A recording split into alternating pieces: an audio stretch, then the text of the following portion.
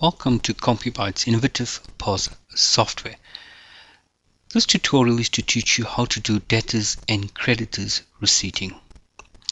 From the main menu, press the escape key. You choose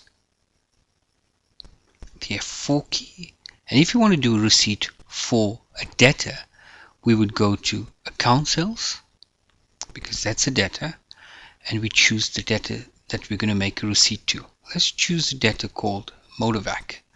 So we're going down to Motorvac. We look at the account. The account is overdue by 4,075 rands, and we want to make the payment. So we do the payment. We insert the access code or level 5 access code for whoever has the authority to make payment. You now have the list of all the amounts. You can choose which period the debtor is paying. So I'm going to choose the 30-day period. You see immediately there's a red line underneath it. It shows you it's 4,075.82. That's the payment. And if that payment is correct, you press enter. It marks all the various periods where the payment made. It also gives you an indication which period is not marked. You then can also put in a discount percentage or a discount value, and then you press the update button.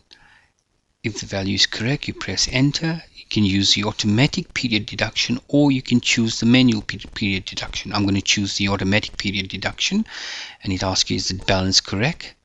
You'll see it basically, because we've chosen only the 30-day amount, it reduced the 30-day balance. You say yes, and now we can basically print out a receipt and send an email to the client if the client's email address is on the system.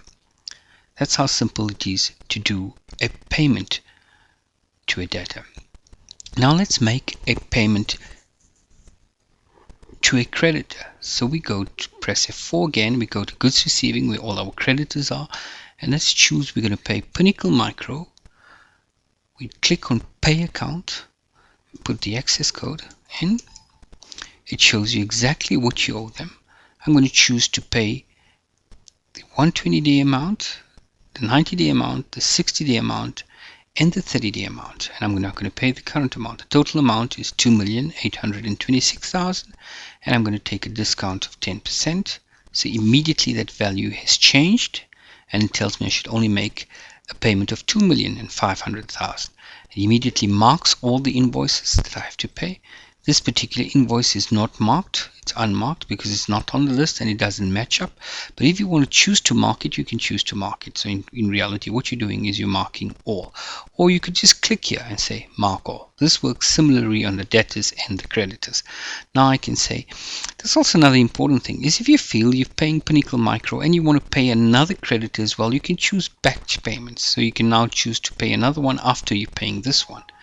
Such a marked value is not same as the payment value. Continue. I say yes because I still want to pay it. Do you use automatic period deduction? I say yes.